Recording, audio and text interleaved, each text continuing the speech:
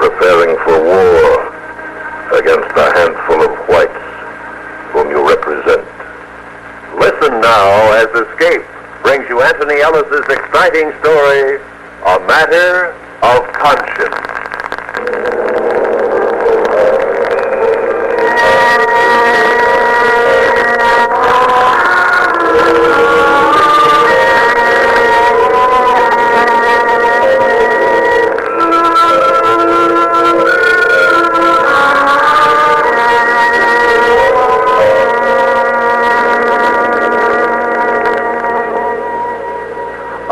This happened when the East India Islands were still the Netherlands Indies, and the island of Bali was a part of that group. There are a lot of things they tell you about Bali in posters and brochures, of the maidens with their grace of form, the flowers, and the music and the exotic dances. All these are charms for the appetite of the civilized Westerner. But there is also the matter of the native character. I know these things because I was the government resident at the time.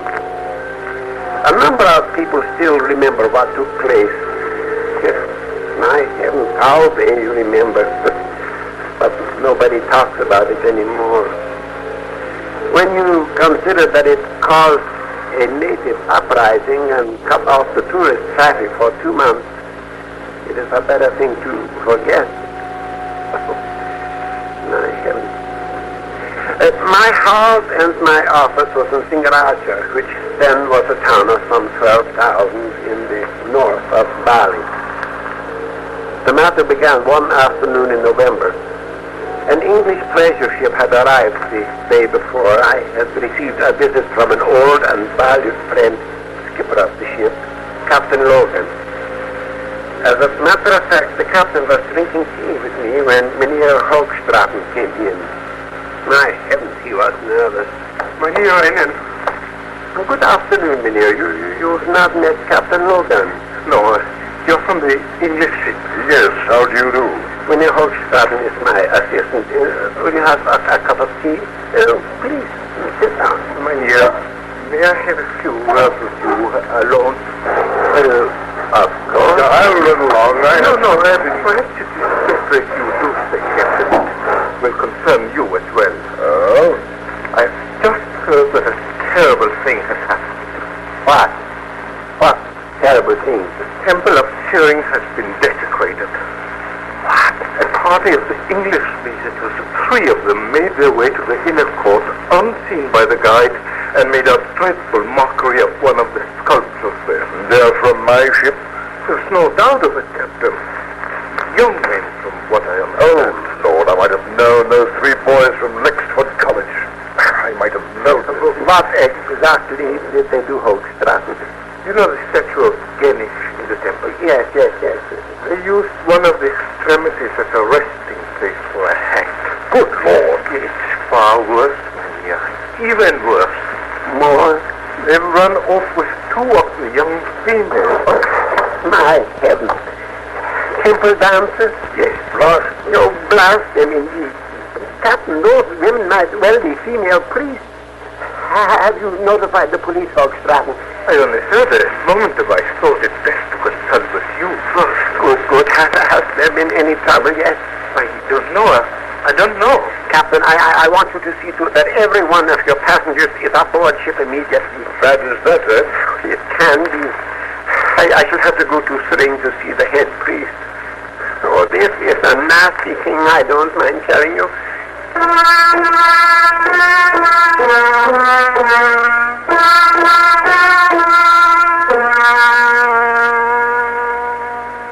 The Balinese are a proud people, and on that day damage had been done to their pride. My heavens, I had no idea how much damage until I met the high priest. He received me in the inner court of the temple. Mynheer Heinen, it has been a long time since your people and mine have spilled blood. Are you speaking of the Dutch government or white men? Both. We are peace-loving. I do not need to tell you that. But today there is anger within us. I cannot say where it may lead. Because of the foolish and thoughtless antics of boys, they will be dealt with. They will, Mynheer. Is that a threat? They will be dealt with. Have I not always been fair with you, Mesdames? Always, Mynheer. Then let me attend to the matter. You may do as you wish. You are the government resident. Will you tell me, have you found the young men? By now they may have been found. And the women? They too will be dealt with. They were not priests. No, but they have brought shame upon us. One is my own daughter, Lerang. Oh, I am sorry. Now you must forgive me, Mynheer. I have duties to attend. Look, Madame, you are an educated man. You know the Englishmen meant no harm. It was stupidity and ignorance, and I cannot believe they would harm your daughter. Good afternoon, Mynheer.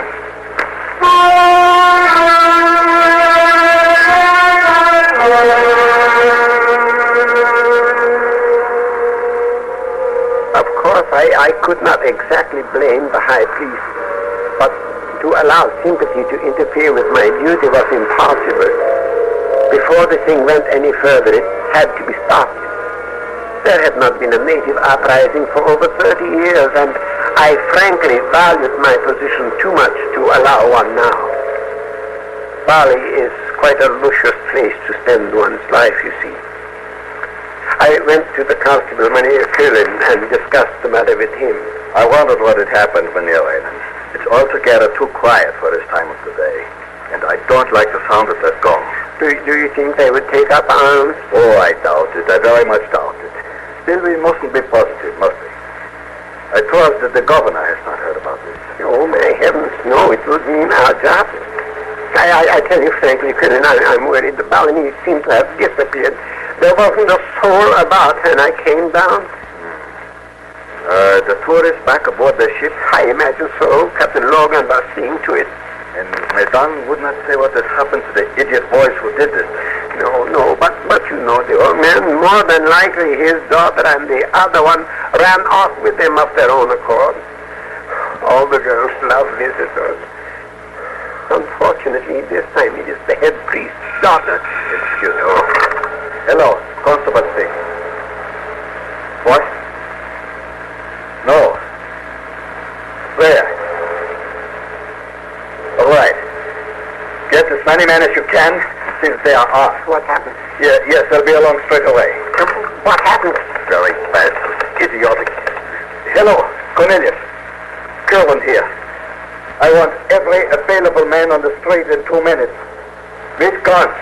You understand? What has happened? No, it's the natives. They're running amok. I just got a call from the constable at Bato. I'll explain to you later. Have you a pistol in there, Raiden? No, my heavens, no. You better take this. They are attacking? What have they done, Colonel? They're tearing about Bulelang, waving their swords all over the place. Searching for white men. That's as much as I could get over the phone. Oh, heavens. Hurry up, please, Mynheer Raiden.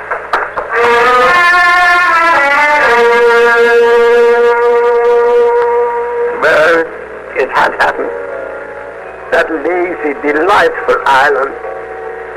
Those lovely, hospitable people had seemingly gone mad with anger over the antics of 3 tourist boys from an English school. I could not believe it, but there it was. Bali was in the midst of an uprising. We drove in a small lorry to Buleleng, and when we got there was not a sign of life in the town. I don't mind telling you I was frightened. Nothing like this had ever happened to me. And here I was, walking along the street with a pistol in my hand. Cornelius, have your men patrol the wall. If you have any trouble, blow your whistle. Yes, sir, yes. Where is everyone? Just Lord knows. I don't like this, Raiden. The town is completely empty. But they would not leave their shops open like that. They would if the temple people ordered them to.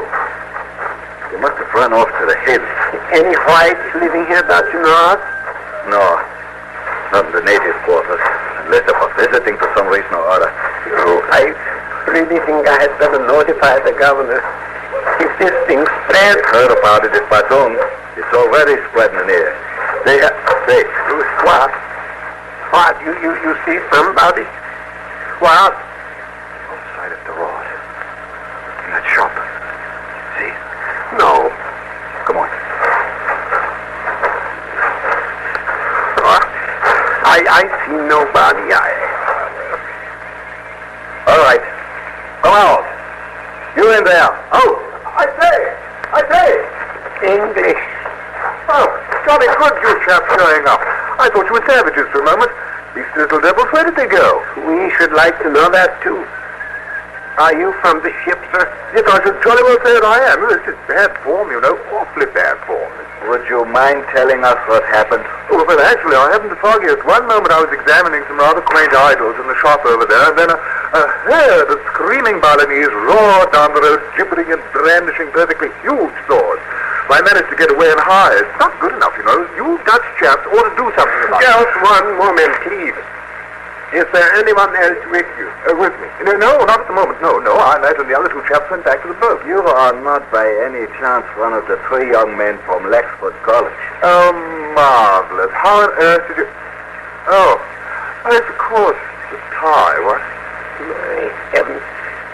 You started all this. Do you realize that? I beg your pardon. I say, look here, who are you? I am the Dutch resident here, Reinen, and this is the chief constable, Meneer Curling. Oh, well, how do you do? I'm Reginald Mockridge. You are under arrest, Meneer Mockridge. Arrest? That's impossible. I'm a British subject. You and your friends went into the Temple of Serene today and behaved in a shocking manner. What has become of the native girl? Listen, my dear chap, I haven't the foggiest notion. Not the Do you understand that the whole island is in a state of revolt because of your stupidity? My dear, If your two friends are found by the natives, they will most certainly be killed. Can you understand that? But actually, it was only a laugh. They're coming back. They must have seen us from the hills. Come on, we've got to get back to the lorry. I say, does this sort of thing happen here all the time? I mean, actually? Not until you arrived, Meneer. It has not happened since 1908. You English seem to have the knack. It's too late. Just got around behind us. Look, by Jove, there must be hundreds of them. What? I mean, actually, What do you think, Colonel? I don't know. We can't stand them off here. I say, hello, some of your chaps herring us this way. Yeah. They have surrounded the whole town. We fired over their heads, but it didn't stop them. Can't get the lorry. Afraid we'll have to hold out here until help comes. How many rounds of ammunition have you got, Cornelius? Only the regular issue, Meneer. There are 7 of us, not counting the English. You're getting ready to attack? Yes, quick. Set hot. We'll have to make a run for it. Now.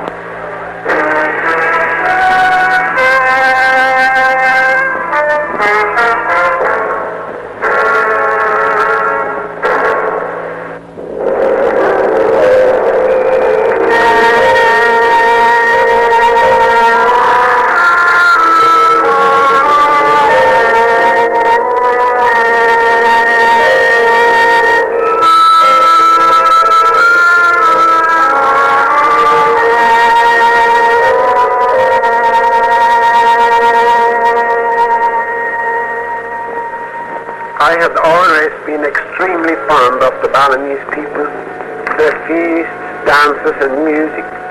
They are altogether carefree and so civilized manner of life. But on that day, the island of Bali was the last place on earth in which I wanted to be. Constable Cullen, his subordinate Cornelius, 4 native policemen, the English college boy Mockridge, and myself found refuge in a native hut and awaited the attack. As I said, the entire population of Bulilang were descending upon us armed with swords, knives, and clubs. Don't shoot until you're sure of hitting them. We can't waste ammunition. Very well, Meneer. I say, any of you chaps got an extra gun for me? Mr. Margaret, get back against the wall and stay there. Kindly remember you are under arrest. Oh, there's something in the road. Perhaps they've come to their senses. I say, look, they got Foggy and Harrison. Blast them. What? Foggy and Harrison, we're doing the tour together. Foggy, Harrison, it's all right. Fogridge here. Be quiet. Hold your fire. But be careful. It may be a trick. I must use the mirror to us. The young Englishman. We shall attack. It is the high priest, Madame. Shoot him down first. It may stop the run. No, wait a moment. Madame? We know the other one is inside with you. Bring him out. You know quite well that we have no intention of doing that. I warn you. They must pay for what they have done. All three of them. Let me shoot him. It is the only way now. No, Colin. Has your daughter been harmed, Madame? Or the other woman? I will not discuss these things with you. We want the Englishman. No, blast and double blast. Unless you release those men at once, Madame, it will mean severe penalties for your people. I say again, we shall deal with the Englishmen.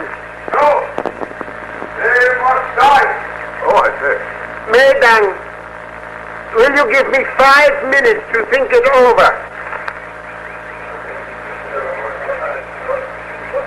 We will give you 5 minutes. These two Englishmen are being taken out of your sight. The manner of their death will be prepared. If you do not decide to give up the other, you will hear his friends as they die. It will not be pleasant.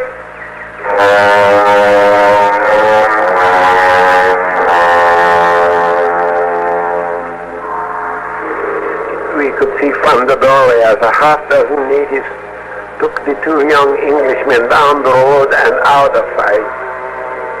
Madang stood across the street from us, arms folded, waiting.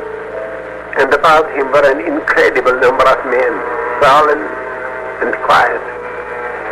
To me, it was as though the whole of the Balinese male population was there, not really caring whether we would agree to give up Mockridge or not.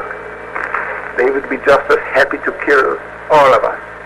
I still say shoot Medan now. It may break them off. No, there must be another way. Well, you mean to say that you'll simply sit here and allow their chance to be murdered? Well, I won't. You give me a gun and I'll go on after you. Mr. Mockridge, you are very young and very foolish. You would be cut to pieces in 5 seconds. And your friends would die much more slowly. Oh, really? The governor must have heard by now. Soldiers should be on their way. I am afraid we will all be quite dead by then, Colonel. You know, it is more the matter of Medang's daughter, I think, than the desecration of the temple. He is very proud. If he does not go through with this, he is afraid he will lose face. There is smoke down the road, Mynheer. There, Cornelius. You see? My heavens. They are building a fire. Oh, no, but they wouldn't. I am afraid they would. How much time have we got left? About 3 minutes. I wonder. What? We might be able to do it. The back of the hut. We could break it out. It is very flimsy. Even so. Well, there were only half a dozen Balinese with the 2 boys. If we could get down there before Medang knew we were gone. I say, sir. You, sir, be quiet. They might have more men close by. Or we might not be able to reach them in time. Heaven knows I do not want to do it, Colin, but I can't see any other way, can you? No. We'll try it. You better stay in the doorway where they can see you in there. As soon as we've broken through. Cornelius, better take Margaret and try to get up to Singaraja. At least we can possibly save one of them. I'll see it through here if you don't mind, sir. I do mind, sir. You will do as you are told.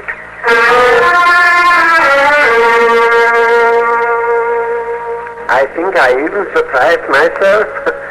I mean, here was I giving orders as though I was a born military leader. It was extraordinary, and I was completely paralyzed with fear when I thought of what Medang would do to us if we failed. My heavens, I did not want to die, and most certainly not by Eastern methods. It seemed an age before I heard Curlin say that we were ready to go. For Medang's benefit, I had walked up and down in front of the doorway, keeping up a steady stream of aimless conversation.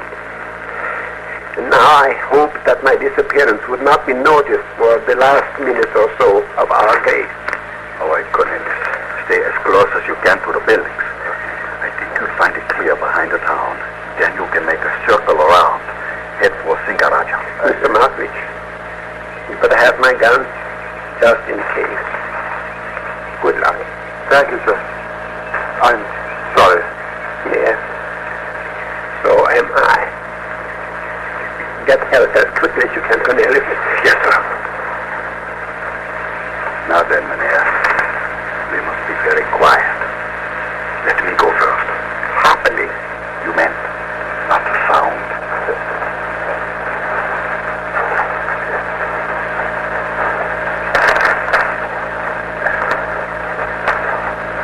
I can see the Englishman. They've tied them up. Only their hands though. Can't see the guards. Perhaps the next hut.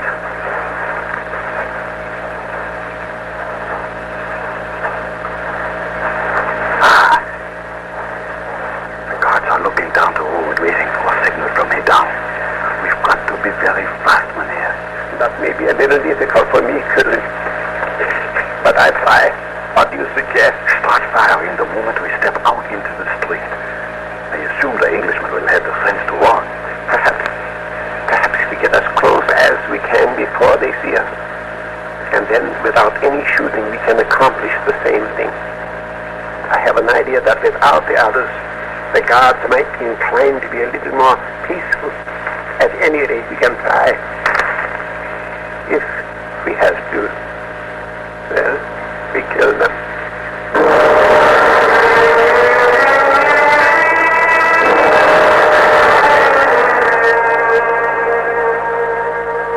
As we moved out from the alleyway behind the huts and shops, I felt as though my legs were made on an edge. The guards had their backs to us. And then, of course, it had to be one of the college boys who gave us away. Harrison, look! Our back! The Balinese swirled around, and it was quite comical to see their faces as they caught sight of us. They were like children caught with their hands in the jam pot. And luckily for us, they did not make a sound, simply dropped their swords and dashed off in the opposite direction to where Medang and his warriors were waiting. I took one last look at the stakes, the burning fire, and then with all the torment of cowardice and fear at my heels, I ran. We all ran for the hills behind the town and the safety of Singaraja.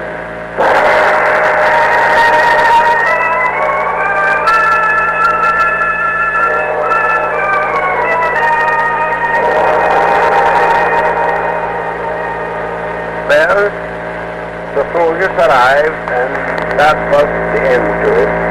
At least to the open Balinese uprising. But there was still the question of what to do. Medang had to be dealt with, so did the Englishmen. I talked it over with the governor and the English consul and Captain Logan, and the communications were made with England and the foreign secretary and the Dutch home government. It was quite a problem. And finally, it was Mr. Markovich who did the right thing. As he said, it was a matter of conscience. Well, it was my fault to begin with, I realize that. I mean, besides the nonsense in the temple. Well then, But you see, she was really a lovely little thing, the last, you know? yes. And since Madame feels that I sullied his daughter's blessed honor, well, I suppose it could be put to rights, don't you know? I mean, it might satisfy him. Say, faith, isn't that what you said? That is what I said. Yes, well, righto, then I'll marry her. you will? Yes, don't you see? My people are disgustingly well off. We can do it. And then when I get home to England, we'll get a divorce. All very hush-hush, of course, because Mummy will be absolutely furious. And then I'll ship her back to dear Daddy and Madame, see? And she'll have so much money from the divorce settlement that she can own half of Bali. It might do. Well, after all, it's the very least I can do. After all, you did save my life, and I'm most terribly grateful. It might do. And then this puts the other chaps in the clear, you see, and then we can all go home. I will talk to Madame.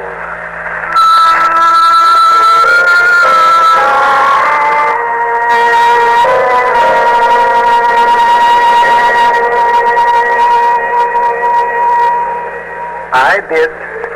I am to the governor and the British consul and finally Madame's daughter Lelang.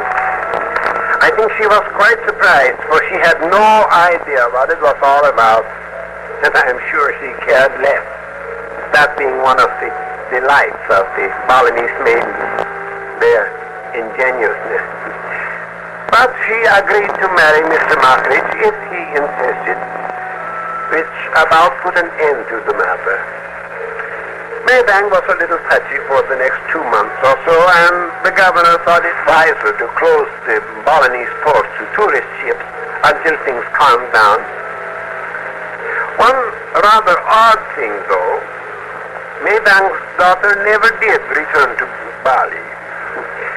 Western civilization must have intrigued her immensely, for she remained Mrs. Mockridge, and the last time I heard from them, she's making a brilliant career for herself as a ballet dancer.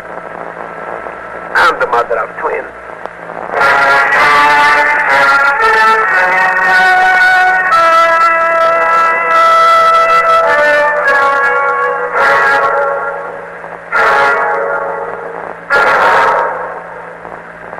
Under the direction of Norman MacDonald, Escape has brought you A Matter of Conscience by Anthony Ellis, starring Parley Bear. Featured in the cast were Ben Wright and Harry Bartell, with Jack Crucian, John Daner, Don Diamond, and Terry Kilburn. Editorial supervision is by John Meston, and the special music for Escape is composed and conducted by Leeds Stevens. Next week.